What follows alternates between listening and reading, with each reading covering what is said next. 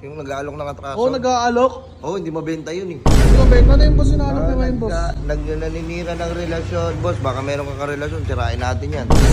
Baka masaya ka sa relationship mo ngayon. Oo boss, meron boss, masaya nga ako. Kasi alam mo, malapit na mag-February 14 eh. Oo nga boss may pan-date nga ako boss. Iniipon ko pa. Pinagandaan ko talaga yung pan-date namin. Para mag-date kayo. Oo, ngilig kami. Dadalhin ko naman siya sa special kasi hindi ko siya na ano eh. Siyempre, bihira lang February 14. Oo, bihira lang rin eh. O tara, gusto mo, sirain natin yung relasyon. Uy, huwag naman boss. Ang pangit naman ang negosyo mo. Tingnan mo bakit mo naman sisirain boss? Ito kasi, tinan mo alam mo, marami yung walang jowa eh. Marami nagsasabi, sana all may jowa. Para ibigay naman natin yung special na araw sa kanila.